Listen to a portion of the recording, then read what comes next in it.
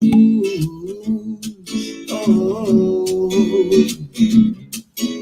it brings to life your favorite stories with a great big smile.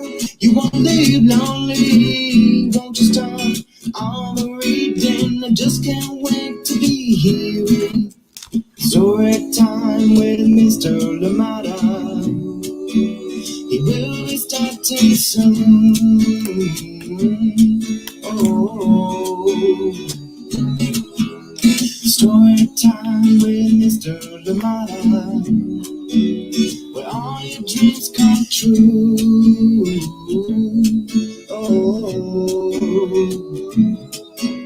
he brings to life your favorite stories with a great big smile. You won't live lonely, won't you start all the reading? I just can't wait to be hearing.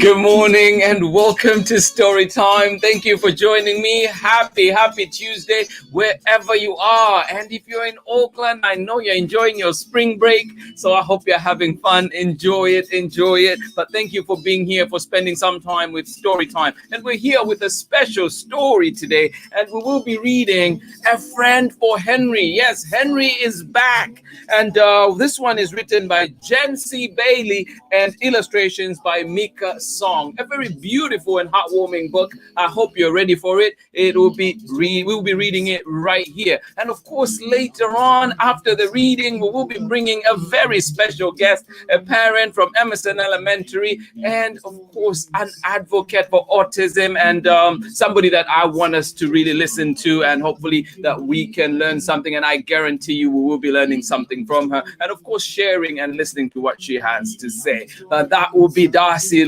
joining me later on Story Time. So thank you so much for being here. I am glad you're here this morning. Please stick around after the reading and listen. You get to listen to Darcy and me talk a little bit as I learn and also as we learn together. Thank you so much for being here. Remember, as always, let me know where you're joining in from and who is joining in with you. Thank you for being here on Story Time today. I am glad you are here. Good morning to you. Henry, how are you doing today? And Marietta out in Harvard, Massachusetts. And you say, bum to miss yesterday. Well, Henry, it was your birthday, and you were not feeling too well. Oh, I'm glad you're better today, buddy. I'm glad you're better. Happy belated birthday. Thank you for joining us on Story Time and sending you all the love. I hope you got to have something nice for your birthday and also some good soup to get you well. Thank you for being here, Henry and Marietta in Harvard. Good morning to you. And good morning to you as well, Amanda, West, Sarah, and Nathan. Good morning to you out in Illinois. How is Illinois today? Thank you for joining in. I'm glad you are here. Good morning to you. Thank you for being here, Sarah and Nathan, and of course to you, Amanda West, as well. Baby Bia, how are you doing today? And good morning to you, Amanda, as well. Amanda Wortman, good morning to you. And we have Cindy in the house as well. Good morning to you, Cindy. Grandma Cindy, how are you doing? And Dennis, Grandpa Dennis, good morning to you. Thank you so much for joining in. And in sunny Seattle, how about that? Sunny Seattle, grandparents in the house. It is a beautiful day. Thank you so much for joining in. Baby Bia, good morning to you. Welcome to Story Time. Thank you for joining in. So good to see you here. And good morning to you, Ellen Edwards in Chicago. How are you doing today? Good to see you here. Please do remember that I do have a special guest joining us after the reading. Darcy Luce will be here. A parent at my school will be here talking more about autism. So please do join in and get to listen to that conversation. Thank you for joining in. Good morning to you as well, Terry McLeod. How are you doing today with Abraham? And you say, Thank you so much.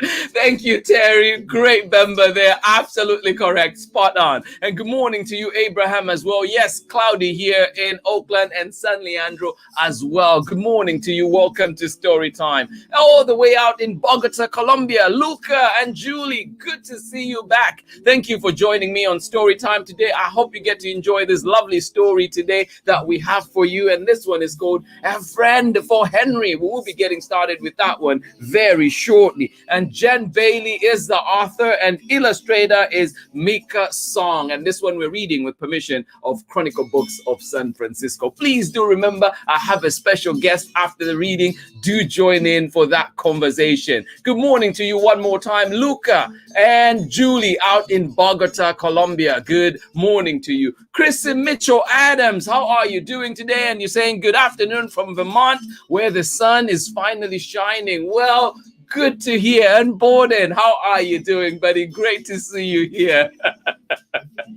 Good morning to you, Borden. And of course, good morning to you, Chrissy, as well. Thank you for joining in Story Time today. Glad you're here with me. Oh, it's awesome.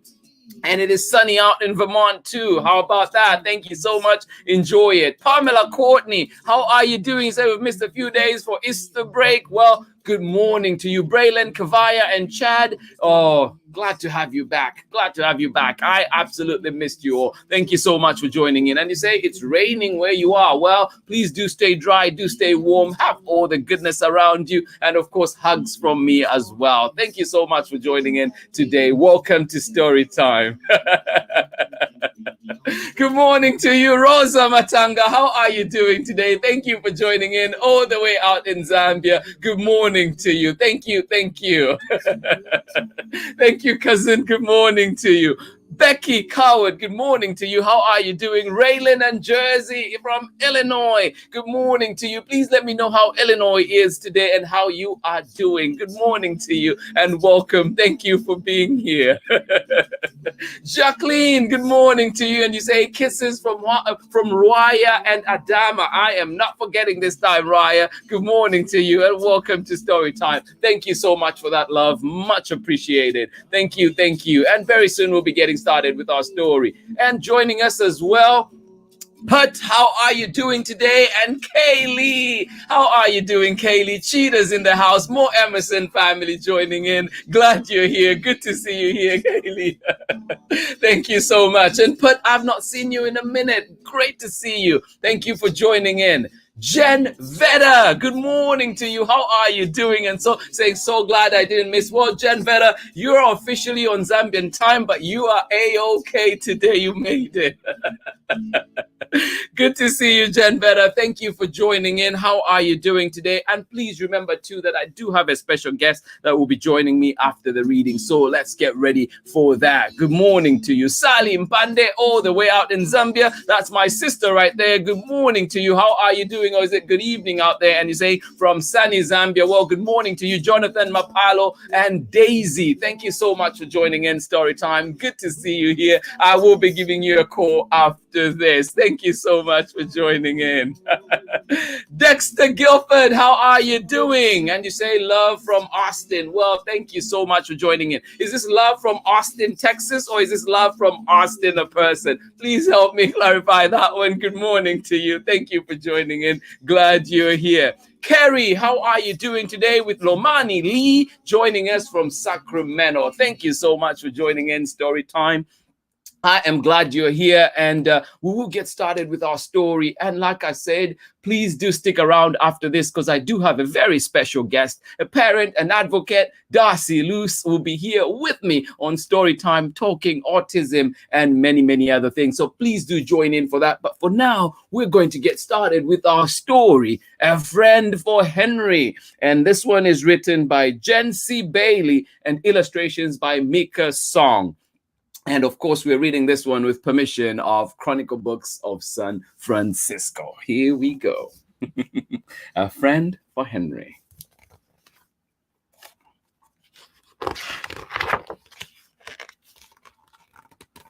A Friend for Henry by Jenn C. Bailey, illustrated by MIKA Song, and read with permission of Chronicle Books of San Francisco.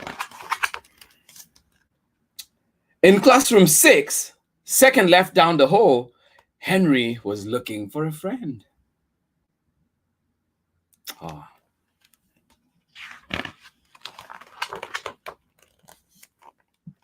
It couldn't be Gilly. It couldn't be Jilly who circled our fishbowl. She's quiet, thought Henry, but she can't play on the swings. It couldn't be Mrs. Magoon who knew about hugs. She shares, thought Henry, but she has to. Could it be someone else in classroom 6? What do you think? Let's help Henry find a friend. In art class, Vivian shared Henry's double easel. Vivian was a kaleidoscope tangle of colors. She had ribbons and clackety shoes. She knew every Pawnee song. Her fingernails were painted like rainbows.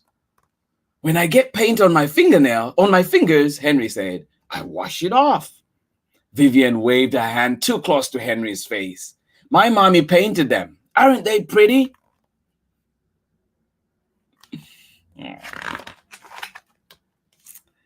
Painting on people is against the rules, said Henry. Did your mommy get in trouble? No. Henry lowered his voice. Did you get angry? Why should I? Vivian asked. But Vivian was very angry later. He ruined them! She likes rainbows, Henry explained. And he thought a friend would say thank you. Aww. Aww. Henry's trying so hard. Reading time was Henry's favorite. My friend will like it too. It was Henry's turn to put out the carpet squares. He tacked the blue ones next to the brown ones. Green in the very middle. All the edges met and the corners fit perfectly. Oh. Reading time, shouted Samuel. My favorite. Samuel was a thunderstorm, booming and crashing. He was kind of scary if you didn't have your blanket. He could pick up crayons with his toes and do proper somersaults. Whoa! Henry stepped in front of Samuel. Somersaults are hard. Samuel dodged past. I want a green one.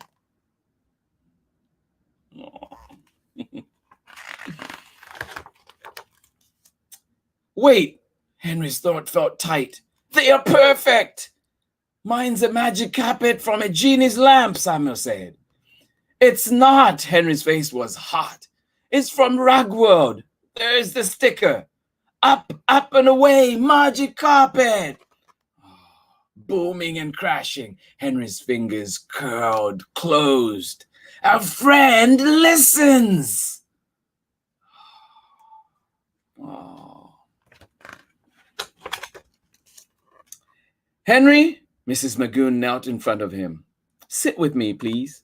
Henry did, but he couldn't see the pictures, and his carpet square was brown. Oh. During snack time, Jaden took 3 crackers instead of 2. At recess, Riley dug up worms and let them use the swing. Oh, poor Henry. At free time, Henry's hope for a friend felt small. He watched the sunlight play alongside Gilly's scales. He could watch Gilly for a long time. Katie watched too.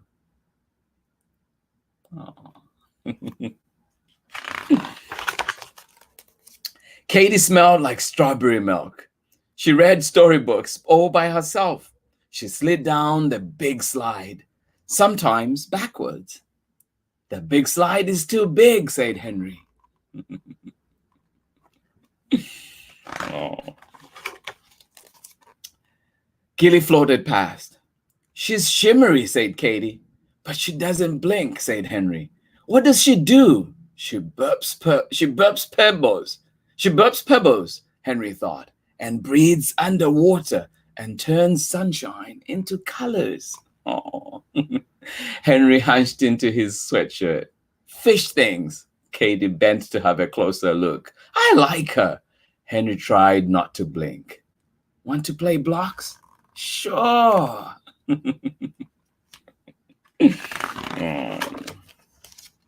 I don't like triangles, said Henry. I don't like broccoli, said Katie. Together they built a tower. It had rectangles, cylinders, and squares, but no triangles or broccoli.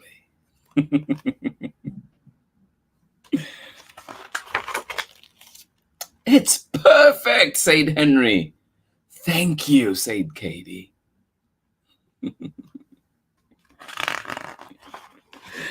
Oh, the next day they played on the swings and Katie went down the big slide. Henry waited at the bottom for his friend. Oh. Oh. The end. Oh, thank you so much for joining me in story time today. I hope you enjoyed that beautiful book, A Friend for Henry, and absolutely a must-have for your collection. Please do check it out at your local library, of course. Remember, our library resources are there. Jen Veda can speak more to that as well. Libraries are there for us. Let us remember to ask for books from there. But also, if you're able, if you can, do check out the links below and see where you can get yourself a copy. Thank you so much for joining in Story Time today. I hope you enjoyed that one. A Friend for Henry, a very, very sweet journey indeed. And of course, a little glean into how life is for different people. And just remembering too that we have to try and understand how everybody is and indeed help people find friends, and we can be friends. And today I have a very special friend, a special guest joining me today, Darcy Luce, and we'll be talking a little bit more about autism. Please help me in welcoming Darcy Luce here today, a parent at Emerson, and it is an honor to have you here on Story Time today. Good morning to you, Darcy. Welcome to Story Time. Good morning, Mr. Lamada. How are you? I am great. Thank you so much. Yeah, spring break, enjoying it. But of course, being here is also always a bonus. But tell us a little bit about yourself. Well, I'm coming to you from my glamorous basement, our office during this time, and the probably the quietest place in the house. So I'm a mother of a wonderful, vibrant third grader at Emerson Elementary. As you know, she's in Miss Grill and Miss Summers class. Emerson is sort of unique because it offers something called blended inclusion, where students get to spend 50% of their time in a special education setting that with a smaller group of kids, and then 50% of their time in mainstream or general education, which is the case for my daughter. So she gets 2 teachers for the price of 1. That's awesome. Yeah. Well, welcome. Thank you for being here. And Darcy, you know, like we've talked before, and honestly, when I see you, it always reminds me, because I see you in those, you know, like meetings, when you have the meetings with the parents for advocating for students. And like, how did you get into that, or how did that come about for you? Well, I think as a parent of a special education or special needs student, I found myself sometimes feeling a little isolated. Especially when my kiddo was younger, we spent all of our time in our own classroom and didn't really get out and about much, at least for the times that I was there. Dropping her off or picking her up or interacting, and really just wanting to connect to other parents and share our experiences and maybe support one another. There's so many questions, especially when you're first facing a diagnosis or maybe realizing that your child is occupying a different part of the world than most of the other kids around. It really helps to find other parents and just share what we know. Yeah. And do you ever feel like I don't know what I'm bringing to the table, and what advice would you have for parents that may have similar feelings? Is like, that's for somebody else to do. I might not be the one to do this. Like, how? I feel that way all the time. I feel like I have so much to learn. I mean, my daughter teaches me so much every day, and other parents who are farther along on the journey have so much to share, and I learn so much from them. I'm just really thrilled whenever I can pass that on. If there's some little tidbit, whether it's, oh, this is a great summer camp, the counselors are great with these kids, and or other information about other services. It's just really wonderful to be able to share that with other parents, and it always goes both ways. So yeah, it's quite a journey. Yeah, and you mentioned resources there. Like, how have you been able to access resources, or where like where can parents get those resources? Does a school district, for example, like Auckland Unified, what are there things that they offer for parents? Sure. I mean, Oakland Unified is a great district for offering a lot of services, and that happens through a very particular process through the special education district. Once it's agreed between the family and the district that the child needs special services, there's a whole series of processes to set up for providing services within the school. But there's also community services out there, and those, there's not really a way necessarily to know how to access those services.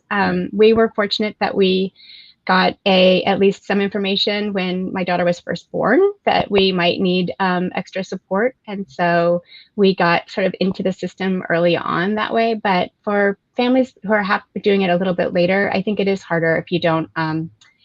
It's a little bit harder to know what's out there sometimes.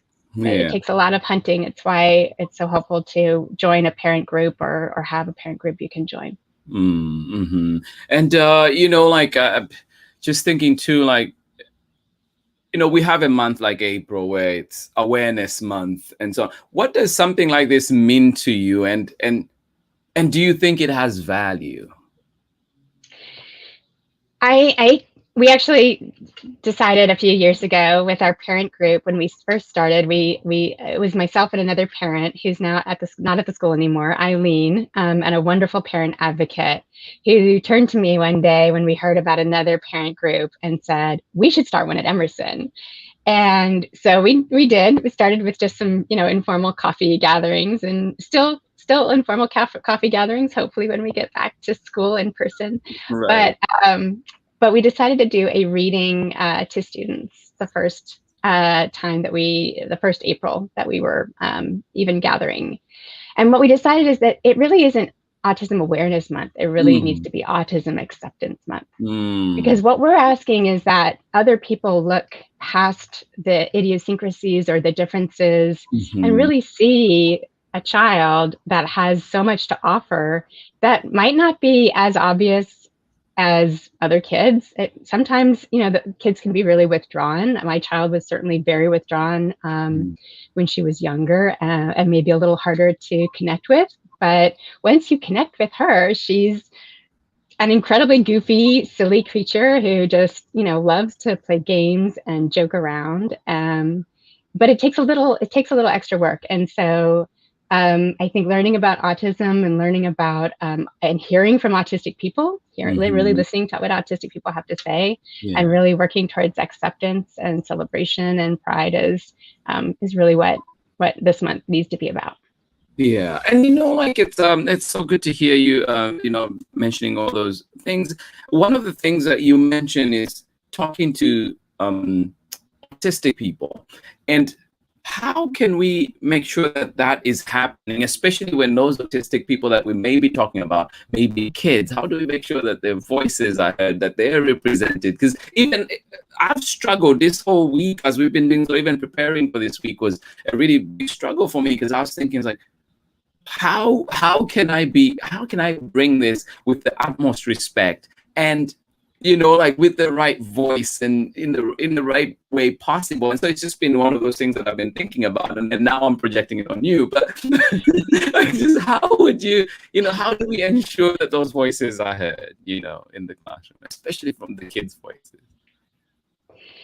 Well, I hope you can still hear me. Sometimes my connection goes. No, you're great. Yeah. Okay.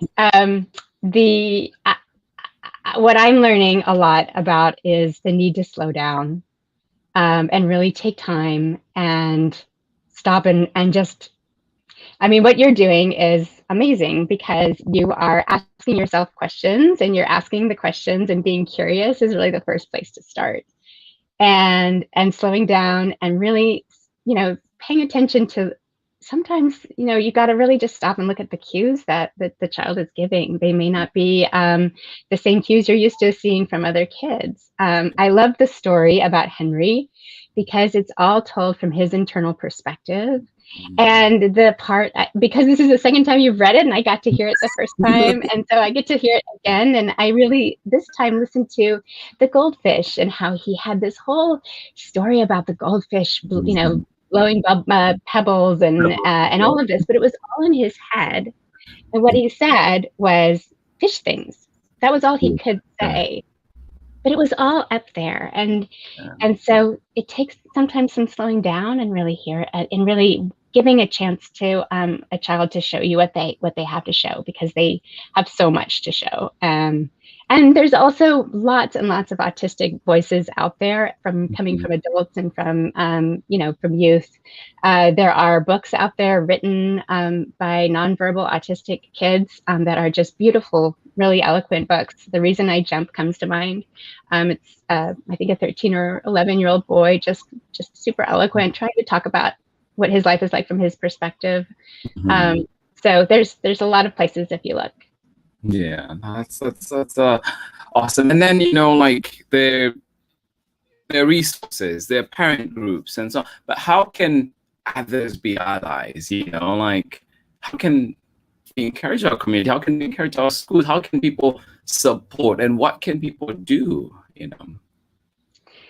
Well, at Emerson, before the pandemic, we had something called an inclusion or inclusive play date, where we invited everyone from Emerson to come. It was actually, I think, geared for K through 2, because our plan was to have a second one before the shutdown for the older kids. And we geared it towards cooperative play and open activities that anyone could participate in. Other parents got a wonderful person who could, engage in games with soccer balls and so on. And kids just got together and they played. And I think that that's one thing that, if you set up the structure in a way that it can be inclusive of as many as possible, it takes some creativity. I think we certainly found that with the play date. We tried some things, they worked. We tried other things, they didn't work. And I think that's really one way as a parent of a general education kid, or any parent, can do. Yeah. And like because like you're saying, it's we must be looking beyond the idiosyncrasies and things of that nature. But what how, I know you're mentioning like things like play dates, but if people don't make it to that, what can help people really know the person? What can help people really know the person, and not not just looking at, oh, there's this autistic person, but knowing them as a person? Like, what could help? What are some of the things that you've experienced that really help you, maybe even knowing other kids in that family circle? I don't know if my question makes sense at all. Like, this is me processing as well as we talk. Sure. I mean, I really try. I mean, I can't say enough about slowing down. I think that I have to, what I'm learning as a parent is that I have to go at my child's pace. She really does not have the, it's hard to make her go at sometimes the pace of the rest of the world. She has so much more that she has to navigate. She has to navigate all of the senses that are coming into her. The way in the story Henry is talking about the kaleidoscope of colors of this other child, or this other child, that thunderstorm. I mean, for my daughter, and I know for some, for at least a lot of other autistic kids, the information that's coming in through your senses is really intense. And I think knowing that is helpful, because you really have to, for me, with my daughter, to try and really pay attention to what's happening. What is she maybe seeing? What is she hearing that might be really hard for her to hear? while we're doing something else. And then maybe she needs to stop and listen to that for a while, or maybe she needs to take a break from whatever that is that she's hearing, if she can. And maybe we can't do, whatever it is, the task that we wanted to do, activity, because there's just too much going on just in the world. But it takes, for me, it's putting on a different filter. It's really trying to step into her shoes and like, what am I hearing? Oh, I hear someone crying. I hear a kid crying. Oh, I hear a helicopter. Oh, I hear a motorcycle going by. There's so many things that we don't even realize. We are just tuning out, for those of us who don't have that. Right. No, that's so true. And thanks for sharing that. And also just, anything like what grounds you, as like, because I know it's not always easy. And the other day I was reading your post on Facebook, and it just brought the point home for me. There was so much information in that, and I appreciate it. But like, what grounds you for those moments of frustration or those moments of joy? How do you come to connect and find yourself and be ready for more interaction, for more like to move forward with your loved one? Well, I mean, when I'm successful at trying, or when I do better at listening and hearing her and really understand, trying to, I don't know how well I understand, but I try to understand. I'm rewarded by, a kid who's having a great time, and who can manage with something that maybe was a little challenging before. But if I can figure out how to do it on her terms, we can still get whatever it is done. And then, she wants to do it. She wants to, meet those challenges. And so then I see the reward also in her feeling good about meeting those challenges. Whether it's, managing that sound, that crying child sound that was so hard, or putting on a particularly tough item of clothing, or or a math problem, whatever it is. It's a huge reward. And the same thing comes with other kids. Those moments of connection are really rewarding. And is there anything that you feel like, well, we could see a lot more of this from a teaching standpoint, from because you're coming in with a unique lens. So how as an educator, I mean, how can I be tuned in? What can happen? What can, like, are there things that you feel like, well, that one is pretty obvious that might not be to us, Oh gosh. I'll say that I think that autistic kids are not the only ones with challenges, pieces of these challenges. So I think to the extent that we are successful at meeting the needs of autistic kids in the education, in the school setting, that will benefit so many other kids who are undergoing their own challenges of different kinds that might end up having, some same impacts on them, even though they're not autistic. And so I think of things like, retreat spaces, quiet spaces, maybe the opportunity to not sit at the desk if you really need to be in a different physical setting, if sitting at a desk feels too constraining. Some of those things would really, turn the classroom setting on its head, but I think there could be ways to introduce some of that in a manageable way. But I know that there are other classrooms where they've introduced things like stationary bikes and all kinds of really interesting models. I don't know how successful they are long term, but no, I feel like it goes back to that model that you mentioned earlier.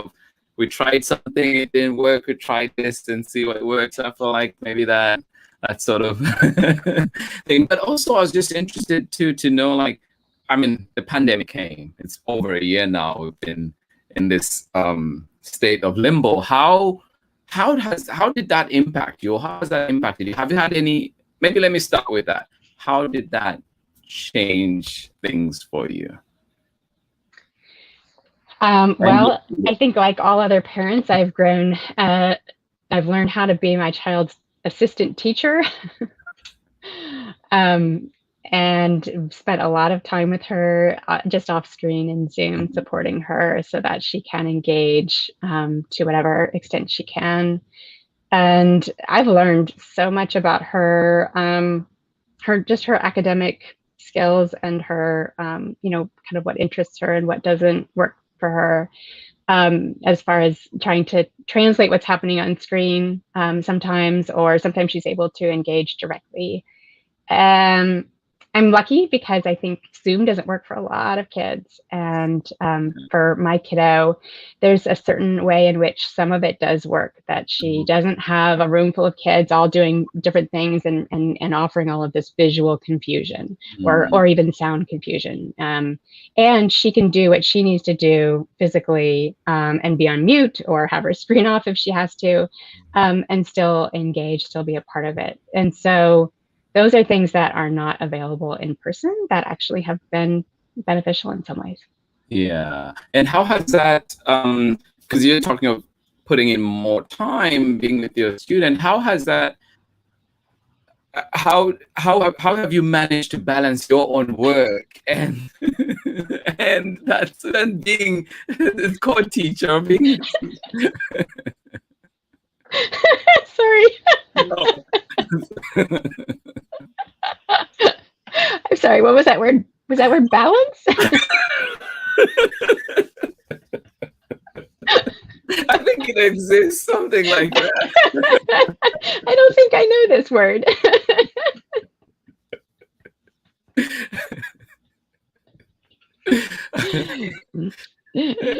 Yeah, it's tough. We're all in this together in that way. It's a tough time. No, it's I appreciate that, but also Darcy, as like as we're talking there, just I just want like if you look at Juliana there, she's saying like thank you, I completely relate, and it was very inspiring to hear like stepping into shoes. And just have you found that, because have you found more people looking to you, say at Emerson, or maybe even in the district at large, or in the community at large, like more people looking to you as you're experiencing this and you're becoming a leader in that advocacy? Maybe not by choice, but how like how is that weight on you with your own your own family that you have to deal with, your own life that you have to deal with? I don't think I'm thinking of myself as a leader. And fortunately, especially at Emerson, there are a lot of parents. We have a lot of parent allies and a lot of special ed parents who are, I think, doing the same thing. They're raising their voice. They're speaking up, and so I think I'm just part of a pool, maybe, of folks, and I don't think folks are really turning to me so much as just I feel like I have to speak up the way a lot of other parents are speaking up, and we need more. I mean, yeah, it's I think it can be hard with that balance in mind to take the time out to advocate and to write in or comment or do whatever needs to be done. But there for I guess I if I can do it, I'm not doing it perfectly. It's the more voices, the better. And I just feel like I need to be one of a lot of voices, and maybe I can encourage others to also add their voice. Yeah, no, that's so important, because honestly, like you've encouraged me, and even as I was thinking about this, it was one of those. It was an easy thought for me and say, oh, Darcy, like definitely somebody that I can lean on for something like this, but also just like wanting to appreciate that. I think our community, even though maybe people at times, because sometimes you just take it for granted when people are around, things are around, you just think, well, this is the way things are, but you forget that there's so much effort that is going in, that people are putting in for that to be heard. Honestly, when you initially organized that reading, and I think I was lucky enough that day too. I think I had Zach's mom. I had I think come into my class and read, and it was just such a great, because we had also had a relationship from before that. So it was such a big thing for me to think about it in the class and think, it's like, wait, how have I approached this so far? And so it was such a reminder, a wake-up call, and I think that's one thing that I absolutely appreciate with what you've done.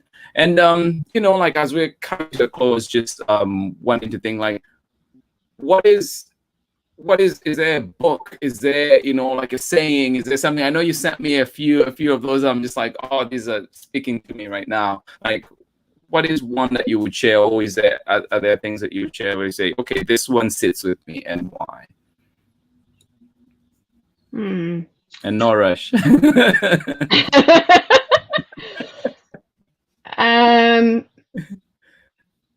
Yeah, I mean, I think there's a something I just saw recently that I really liked, because there have been a lot of misconceptions about autism, and sometimes some stereotypes, I think, based on just the limited information that comes out, you know, movies and those kinds of things.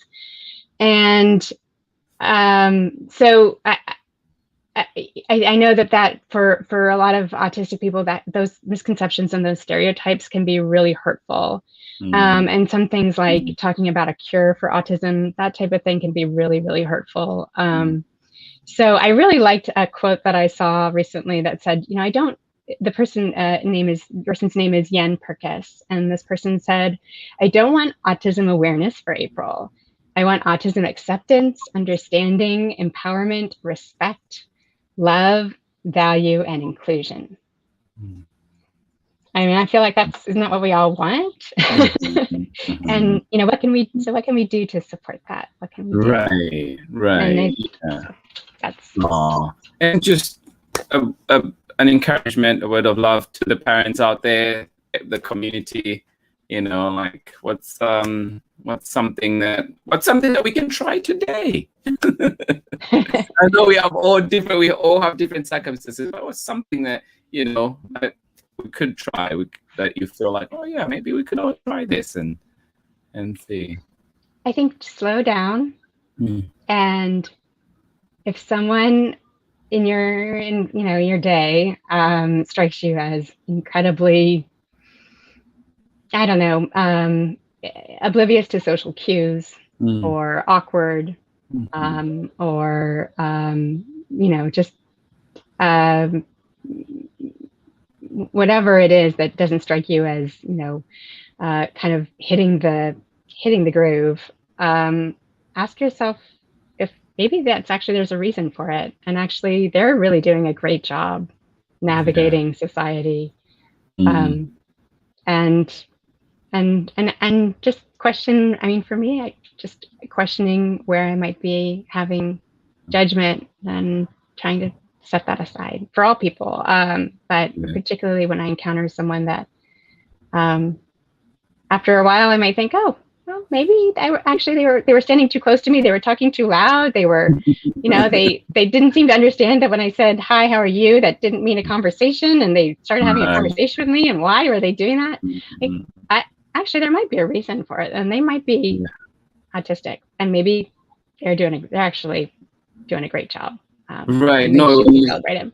Yeah. When you mentioned that, it reminds me of in that part in the book where Henry mixes up the colors, thinking like, this person loves rainbows, so I'm doing this, and so that's so true. Yeah. But yeah, Darcy, thank you so much for joining me today here on Storytime, and just sharing, you know, your authentic wisdom. I think it's more valuable than you might know, and it's just something that I personally appreciate, and I hope that somebody out there listening was encouraged. I know people are encouraged. I know people are listening in, and you know, to just see, like, even just comments like that where we are speaking to people. We have people out there that are with us in this journey, and some of us, you know, coming in maybe not feeling like we can do much, but you all have a part to play. We all have a part to play. We all have a part to help our communities to share. And I've appreciated this so much. And you taking the time to be here is just such an honor. Thank you so much. Likewise, Mr. Lamada, thank you so much for making space and time for this. That alone is a huge gift, and can't really express to you how much it means. So thank you so much. No, thank you. And honestly, like, I will open up this platform anytime that, and in any ways that we can make that work. So please do reach out. And thank you. It's such an honor, and my love to Sienna as well.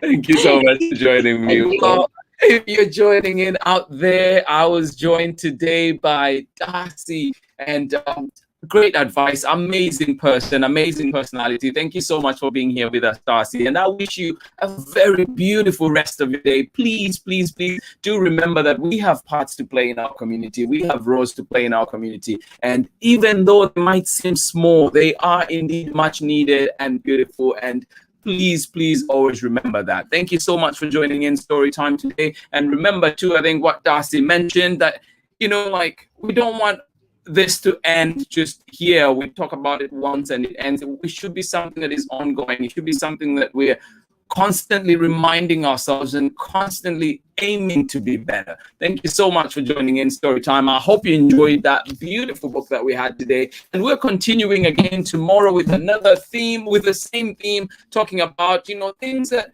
really affect us in so many different ways. And tomorrow we'll be looking at brave Molly. Yes, how are our kids being brave out there, being strong and powerful, and how can we be of support? So thank you so much for joining me today. This has been Storytime. I honestly appreciate the time that we get to spend together and the time that we get to learn together, and with amazing people coming on the show as well. Much love from me, and I will definitely see you here tomorrow again with another story. Please continue to challenge yourself to be a better person, better than we were just a minute ago. Thank you so much for joining me on Storytime. I will see you tomorrow. Please do take care. Much love and bye-bye. And a big thank you, of course, to Darcy Luce today for that heartfelt, really authentic advice that you had for us today. Much love. Bye-bye.